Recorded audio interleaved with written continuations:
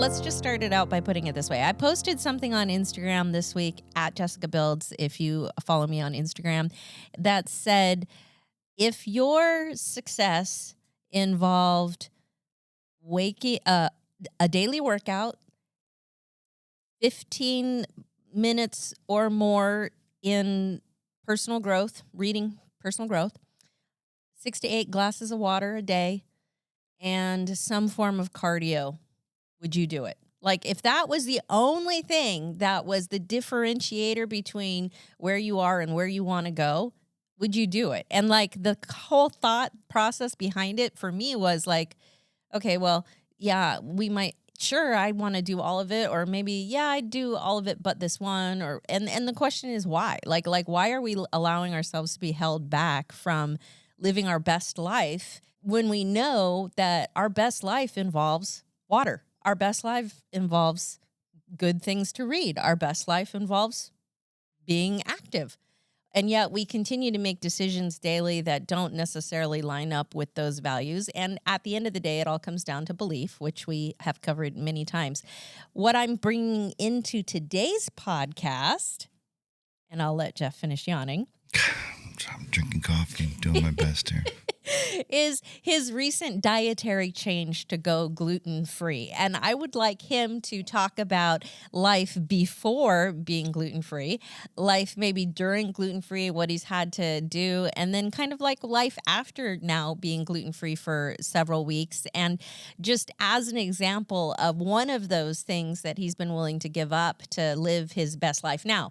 And as we talk about our best lives now, and we continue to talk about the project called Jeff or the project called Jessica, recognizing that there are some really basic fundamentals like drinking water, like reading a good book, that we overlook maybe because they're too easy or maybe because we just don't believe that we have to. And the reality is that those little simple acts like going gluten-free if you have gut issues could be the differentiator between feeling your best and not. So I'm going to go ahead and throw the ball over to you, Mr. Heilman, and maybe you could walk us through this whole process of now being a gluten-free person and what and why. I don't identify as gluten-free yet, but I would say that I've just about cut it out. Like, I had a beer today for the first time in a month. And it was Japanese beers. I'm sorry, this is my ignorance. Is Japanese beer wheat? I don't know. I don't know. Well, I'm sure it has gluten in it. I'm sure it has gluten in it. But while I would say I don't identify as a vegan, but I try to eat vegetables. I don't identify as gluten-free, but I've been pretty much practicing gluten-free now for about a month. Have you noticed any difference in either energy or overall well-being? My plumbing works better, a lot better. I'm sleeping better. I'm not nearly as bloated. I don't think that I've lost weight. I may have gained weight. I feel a little bit more chubby because I'm probably eating more carbs and sugar than I was, just a little bit. But starches, probably. Yeah. But I'm eating rice and stuff. But I definitely feel like there are toxins that aren't there anymore. That's like neurotoxins. And what got it started was there have been times where I've worked extremely hard. As we talk about wind stack, the reason why I figured out the wind stack framework is because I broke myself against principles of common sense long enough to figure out that if I'm starting as a salmon swimming upstream from intensity and brute force 100-hour weeks, eventually you're going to break. And when you break, when I broke at the intensity level, swimming upstream, then I started working on systems. And I started working on systems long enough to where I realized if you are systematizing your work, but you have your ladder leaned up against the wrong wall, it's not going to do you any good. So then I started getting into constraint theory. And then constraint theory led to state management and recovery, ritualistic recovery mechanisms that define the difference between peak performance. And when I looked at, ultimately mental toughness is two things.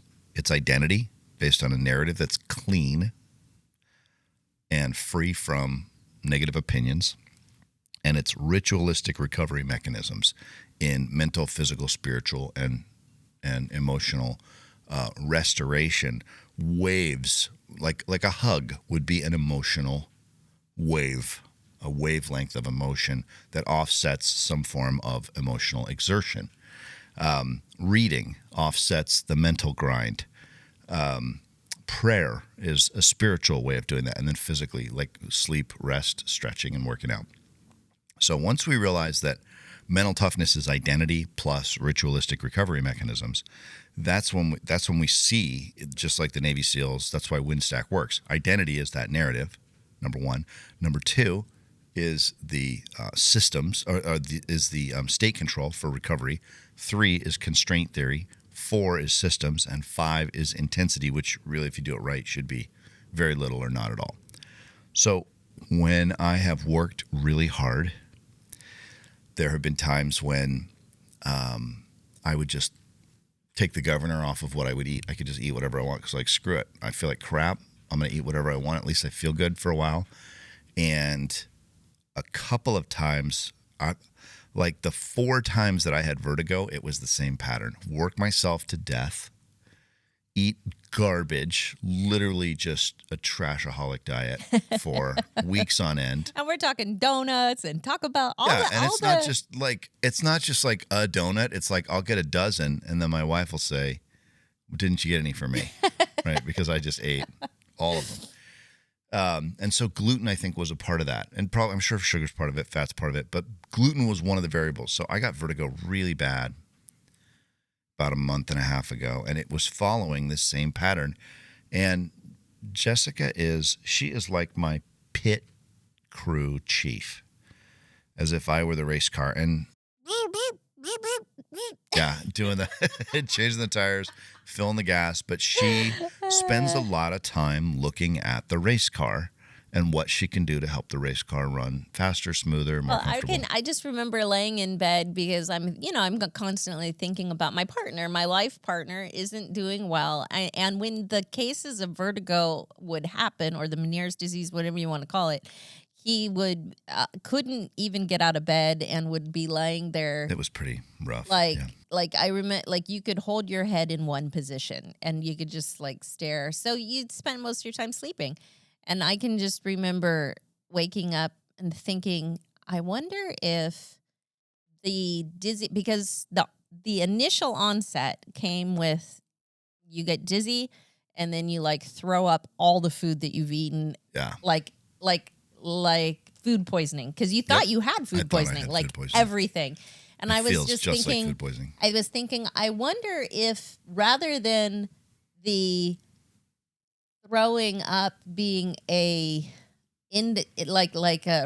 result of being just dizzy, like, oh, I'm so discombobulated, I'm going to throw up. I wonder if the throwing up is your body getting rid of all of the food that was like toxifying your body. Like maybe it's the food that's making you dizzy instead of the dizzy that's making you get rid of the food. And so then I was just like on a hunch, started Google searching Dr. Google about the relationship between Meniere's and celiac and being gluten intolerant and the effect. Could there be any correlation between getting dizzy and the results are in, folks. There absolutely is evidence, clinical evidence, that ties gluten intolerance with Meniere's disease. And we know that if somebody in your family has celiac, then it's possible that other people will. And our second oldest, Joe, has it. It's like night and day difference for him. And so I might have had signs of that. And I've just tried to stay away from it. So my last month, right, my plumbing works better. I'm sleeping better. I'm not bloated. You're not dizzy. I'm not dizzy. Vertigo ended up going away entirely. I don't feel sick to my stomach at all. I can definitely feel my nervous system feels like a neurotoxin has been removed. That's a fact.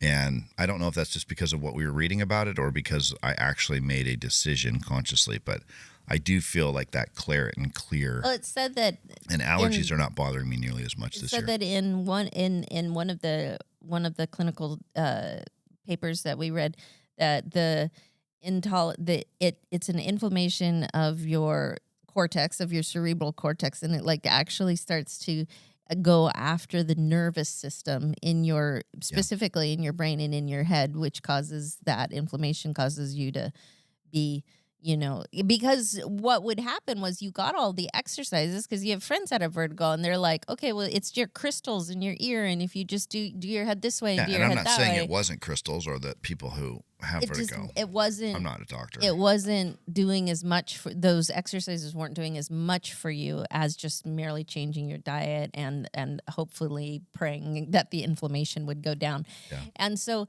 my question to those that are watching or those that are listening on the podcast is, when we know that there's things that could potentially harm us, like for example, when we know that we have a It's like I picked the wrong difficulty week to quit amphetamines.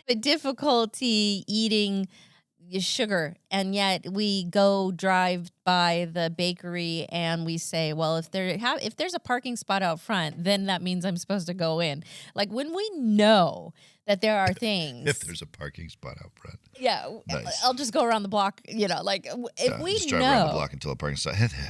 like if you know in your gut that you should probably pick up your per day, because like you look at your watch and you've maybe only walked 1,000 steps in a day and you're like supposed to walk 10,000 and you don't even get to like 3,000 steps in a day.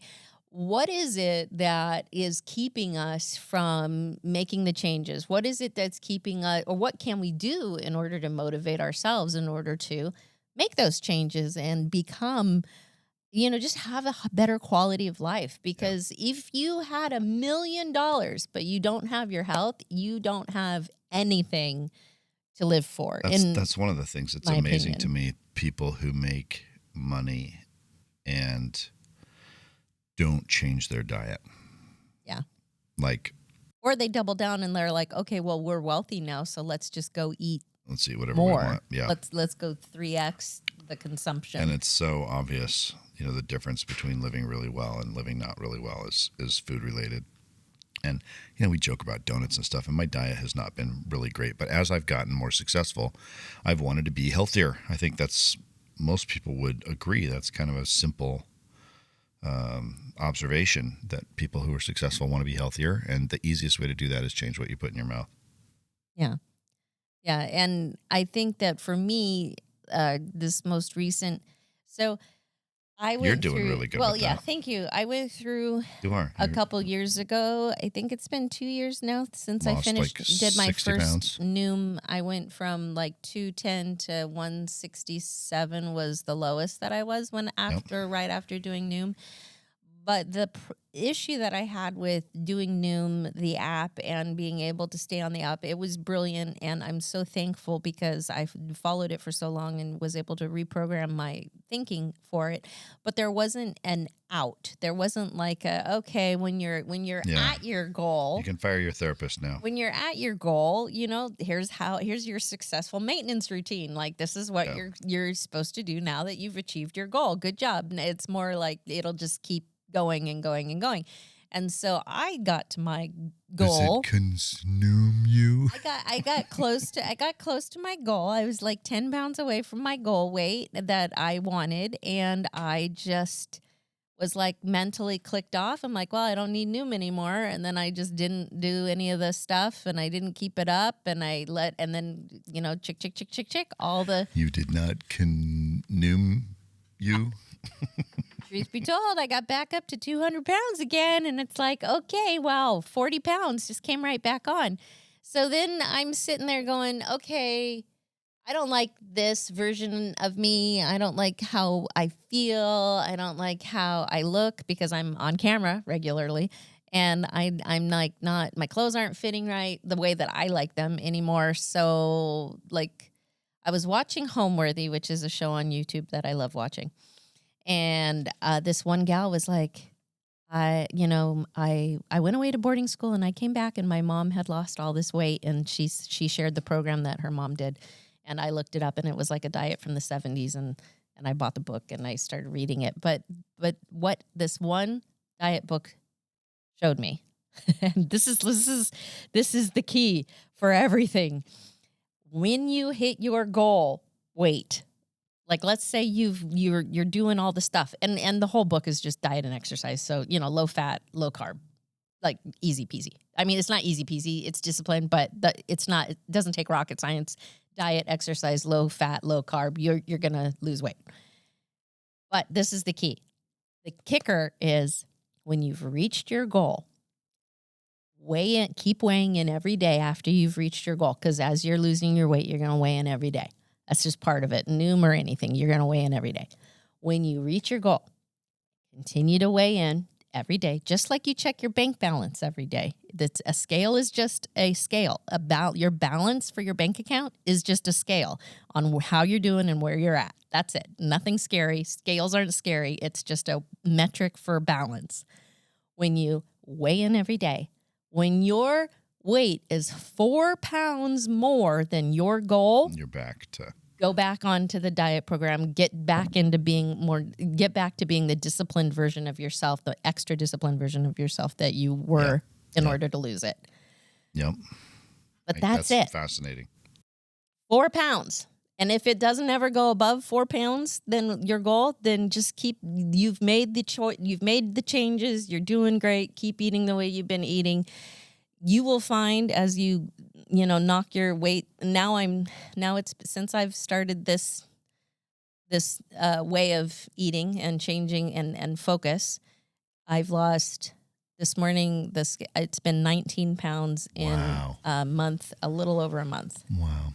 So it's been about, I think it's been, because it's 2 weeks on, 2 weeks off, 2 weeks on. I don't see you like grinding for 3 hours a day on the bike or eating no food. I just see you watching and being careful. Yeah, it's been 19 pounds in 6 weeks. That's incredible. So if you want to hit me up on Jessica Builds, I'll tell you more about the book and like everything that I've learned. That's fascinating to me. But the goal is I've got, more weight to get down to my ideal for me.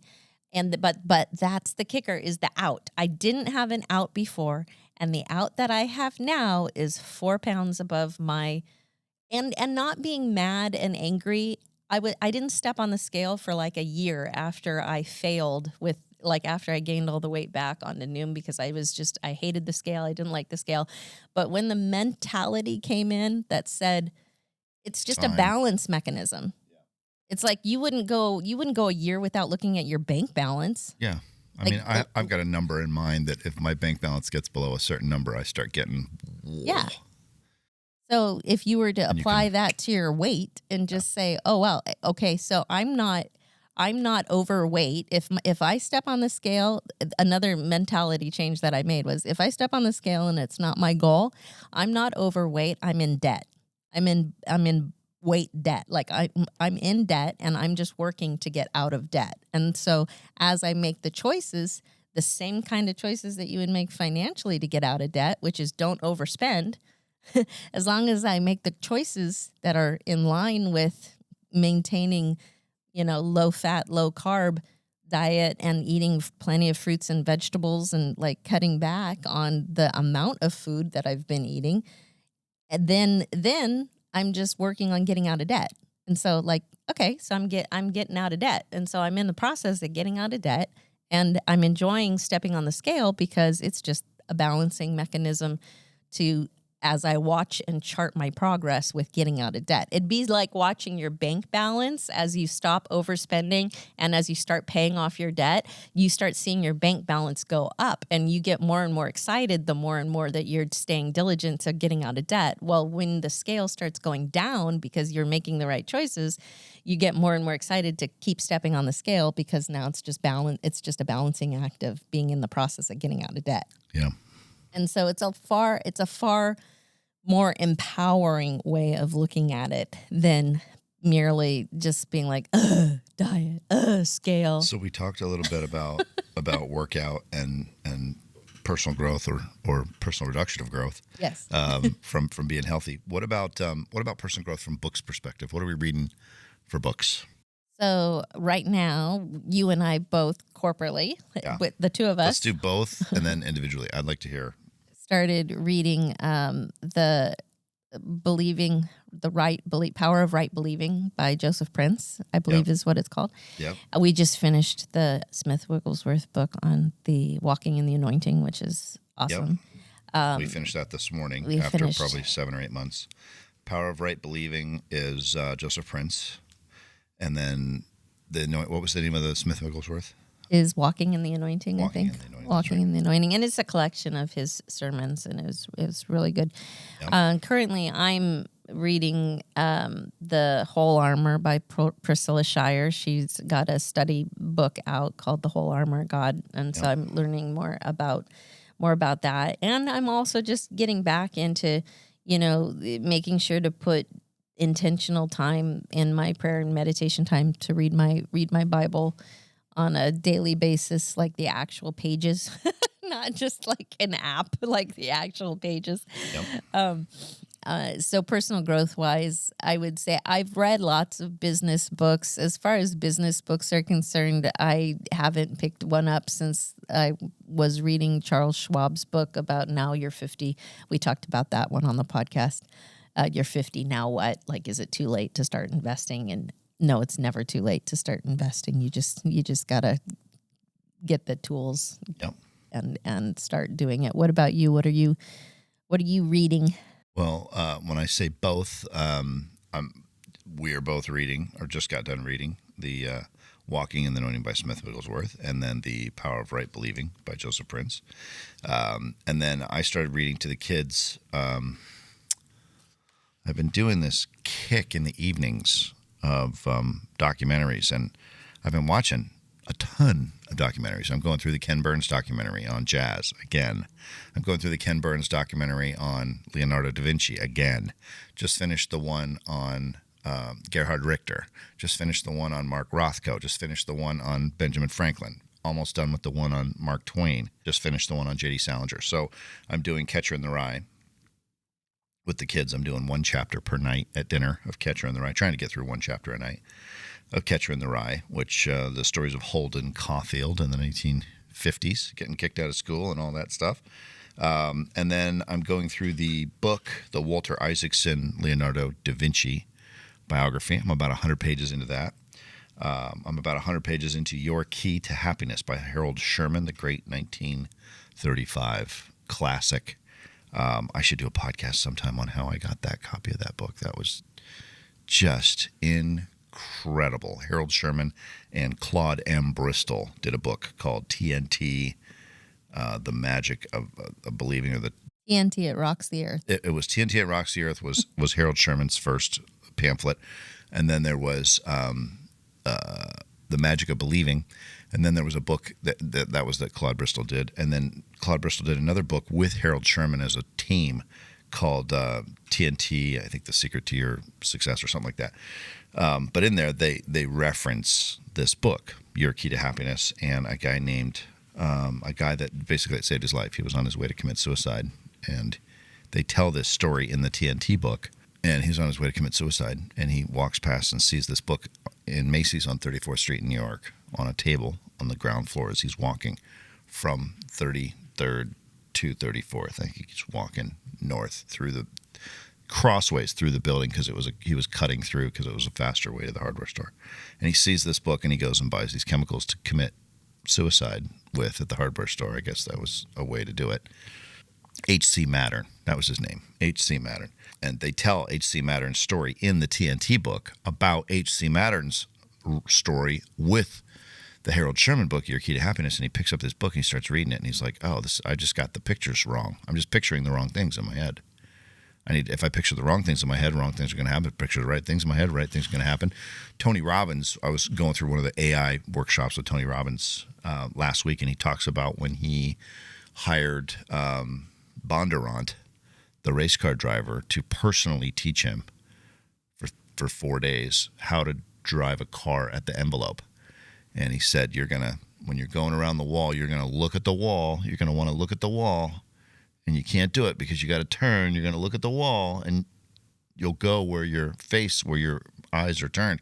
But if you turn and look like where you're going to go, you'll turn, and then you won't hit the wall. And so Bondurant is literally pushing Tony Robbins' face over in the direction that he needs to look while he's going around this turn.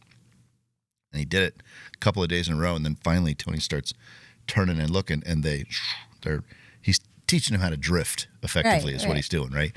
But he's teaching him how to drift at 135, 140 miles an hour in a Ferrari. So on a racetrack in a closed course with a helmet and fire extinguishers and all that stuff. But the point is that you go where you're looking. Yeah. You go where you're looking in a race car.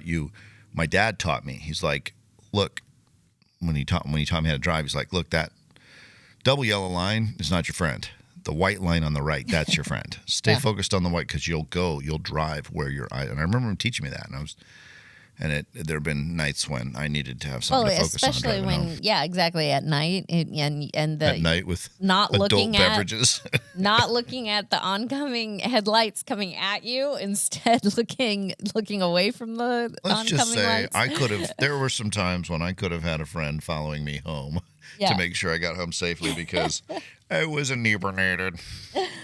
But and a lot of the books that we read and that we have read, and even the one we're reading right now about the power of right believing, you believe it and you will do it.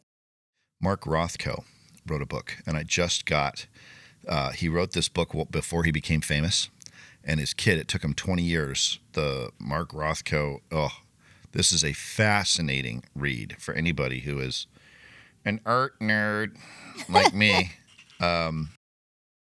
Book. Oh, don't die on me, phone. Oh, my phone's gonna die.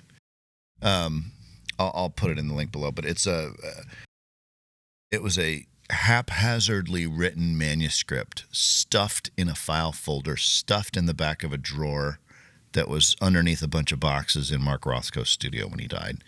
And as the lawyers with the forks and the spoons come in, anytime you got somebody who dies and you got to go through probate and everything.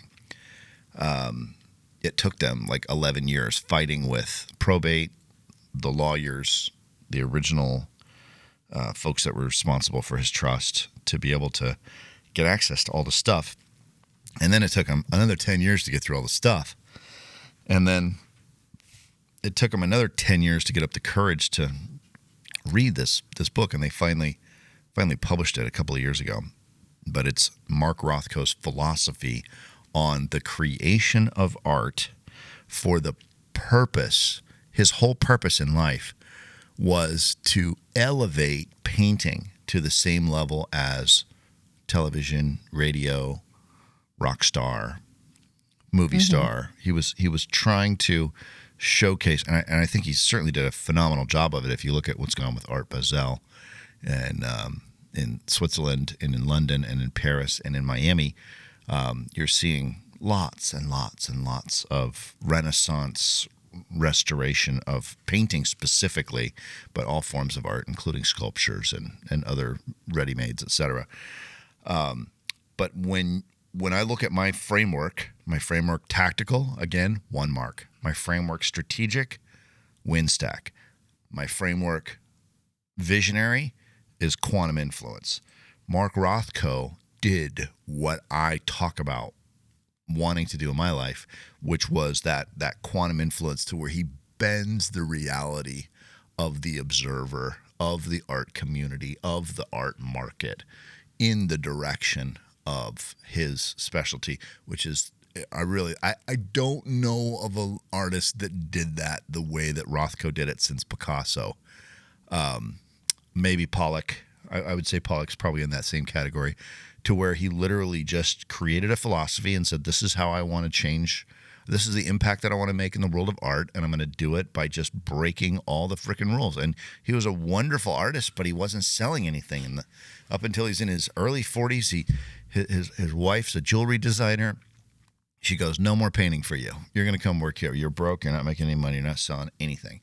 And then he does that, and she's just nagging at him, and he finally gets rid of her and is single and smokes a lot of tobacco and drinks a lot of coffee and spends a lot of time in his studio. And then he gets this rhythm, this voice that we were talking about, this inner voice. I was watching in the Ken Burns documentary on jazz. Duke Ellington is just starting to come into his own. He's in this parlor place. He's got a 5-piece band, and effectively the owners of this club where Duke Ellington's playing in, they make money all winter long, but they had no air conditioning, and so nobody comes to dance in New York in May, June, July, and August. So they literally burn the place down, collect the insurance money, and then come back into business as a new club name. And Duke Ellington's caught up in all this, and he's doing it right. The band leader was skimming money off the top, and they kick the band leader out, and they make Duke Ellington the boss of the band. Like, the other band members all agree. They're like, no, this guy's the best. So Duke Ellington's trying to improve himself, and he starts commuting to work with this other guy, Morrison, I think, who was an orchestra. He was classically trained orchestra conductor. And the orchestra conductor says to Duke, in this cab ride that they take to the office every day, he says to him, you might consider going to conservatory, like actually learning music theory, classical music training. And Duke Ellington says to him, he says, that they ain't teaching what I want to learn. And he says, well, then in that case, what I would do is I would find the logical way to get through whatever blocker is in the way of your composition, and then avoid it at all cost. And listen to the voice within that will guide you to the resolution that you want. So I'm going through these documentaries at night, documentaries during the day, reading, studying, growing a tremendous amount, and I'm coming up with these frameworks of how to grow. And I can tell you the last 4 months, reading a lot, spending a lot of time in personal development, a lot of time really catching up on all the things that I've wanted to read through the years. So I'm adding to the books that I'm reading, the Mark Rothko book, which I have an idea. How about for next week and next podcast, we bring our 4 favorite books and we do a little show and tell. 4 favorite books? Yeah, whatever.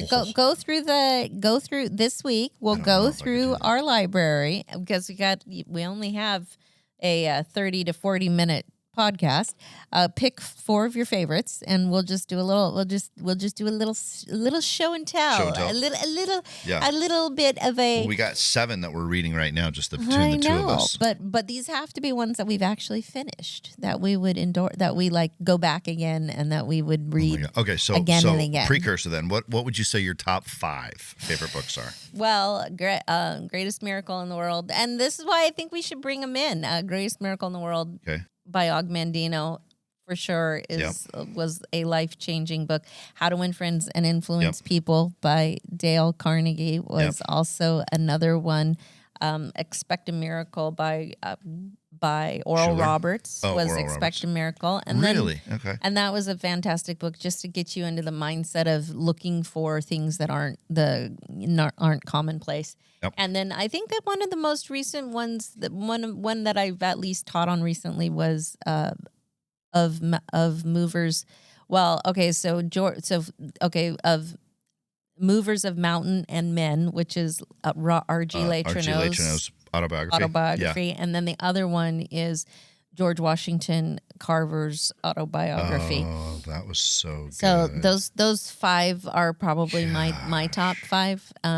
So George Washington Carver, R.G. Letourneau, Og Mandino, Dale Carnegie, and Oral Roberts. Those are like my 5 generals of faith. I would put them in those categories. I love books that are made by people who are practicing doing the stuff of faith, putting their neck out there and risking everything, their status, their finances, their bank accounts, and even sometimes their families. Like, not that their family would leave them, but like the traditional, moms, dads, brothers, sisters, not their intimate, like wife and children, but like the extra family members, the outside family, and putting those things on the line and going for it. And then having it turn around and being able to have this story of success coming out through just doing the stuff.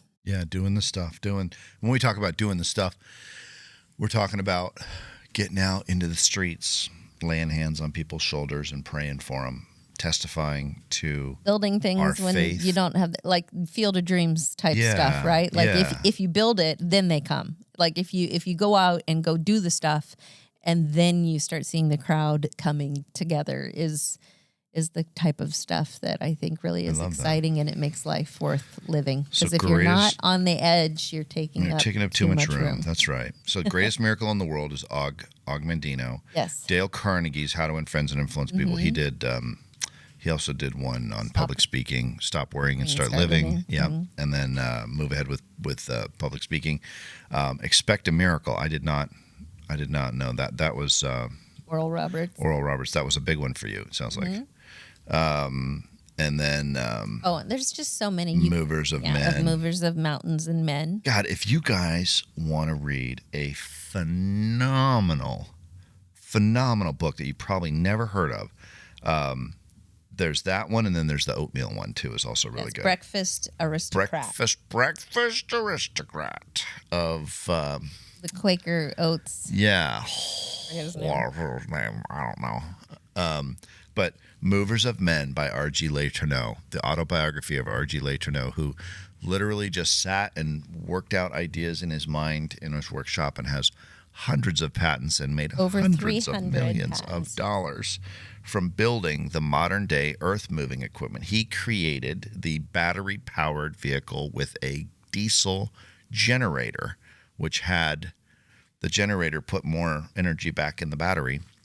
It was basically a hybrid car, and it had way more power with way less weight and way more horsepower, and just it was incredible machine that he built in 1910s. Yeah, 1910s, 1920s. Crazy. I'll just go through my list too. Dale Carnegie would have been on my list, but I'm letting you.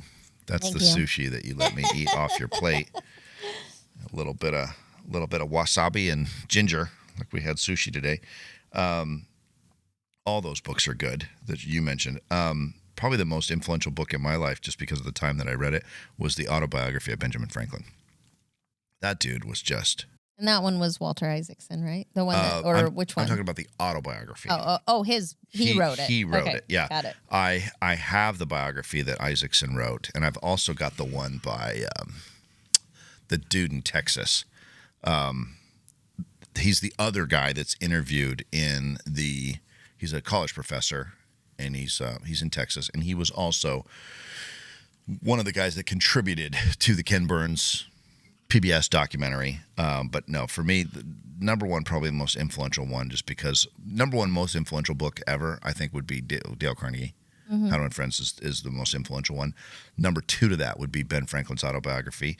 Number three, from an overarching just vision for your life, is Titan by Ron Chernow, which is the biography. Yeah, you've read that a few times. I've read it 3 times. It's 780 pages, and I've read it 3 times.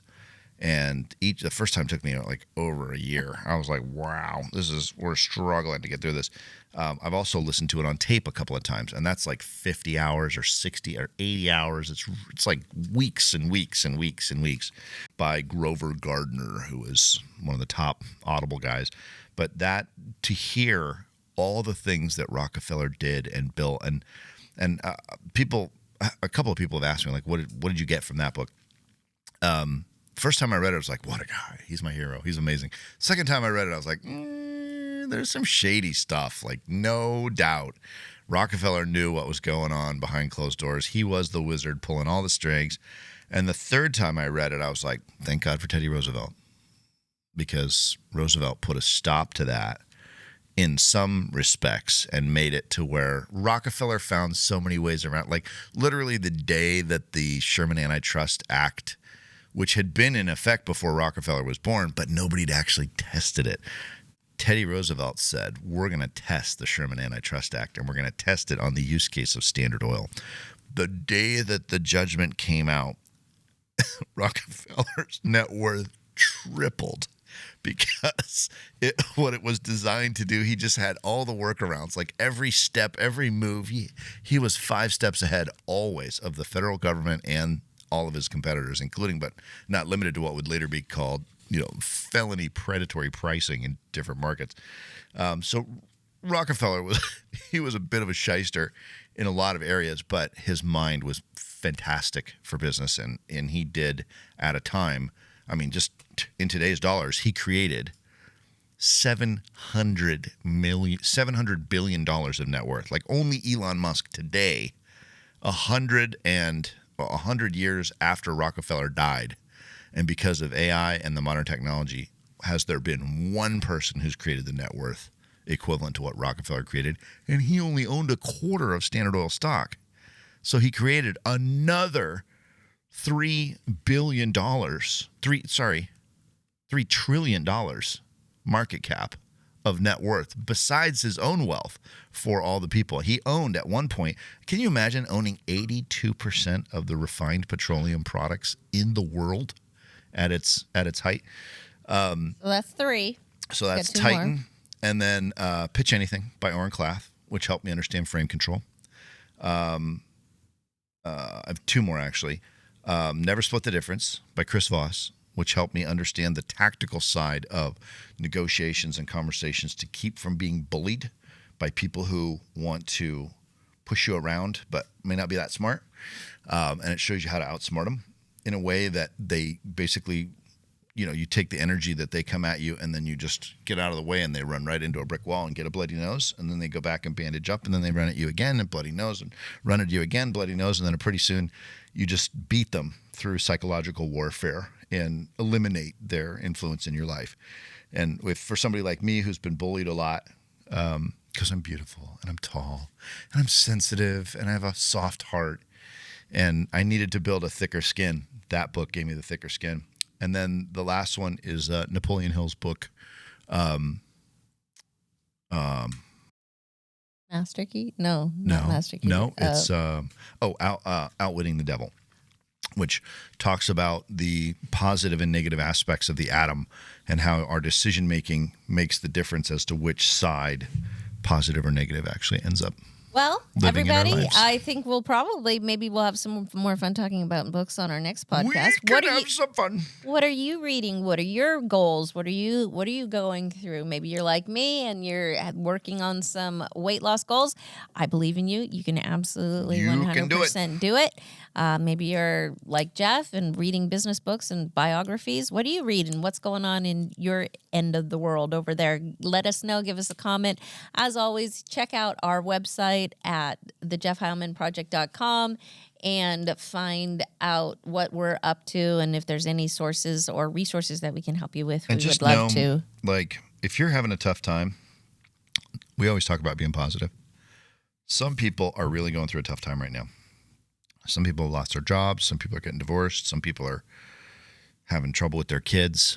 We're here for you for those things too, if we can be of service, because we're not doctors, we're not lawyers, we're not nurses, we're not healthcare practitioners, but we do practice health. We practice mental toughness. We practice sustained focus and direction.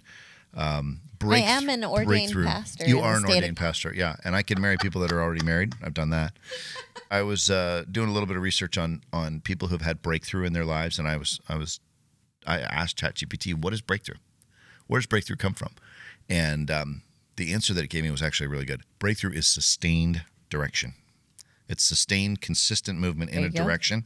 And so if you're looking for breakthrough, pick a direction and stick with it until you get to momentum. And that might help you. So thanks for being with us, everybody. God bless you guys. Have a great one. We'll see you next time on the Jeff Heilman Project. Don't forget to like, subscribe, and share with your friends the good news. Thanks. Bye.